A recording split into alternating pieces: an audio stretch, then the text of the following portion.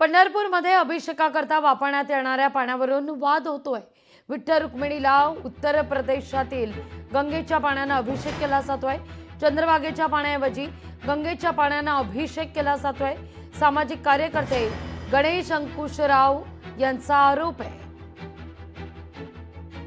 उत्तर प्रदेशातून गंगेतनं direct drum मध्ये हे जल आणलंय आणि विठ्ठलाला ह्या पवित्र पाण्यातनं आंघोळ घातली जाते।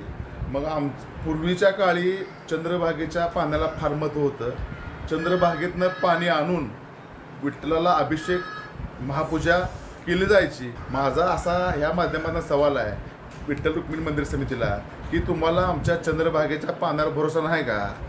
जेव्हा नव्हती गोदा गंगा तेव्हा होती चंद्रभागा, अशी ख्याती असणारी चंद्रभागा म्हणजे एवढं महत्त्व असताना तुम्ही गंगाजल आणून उत्तर प्रदेशातनं आमच्या ह्या चंद्रभागेचं महत्त्व कमी करताय का?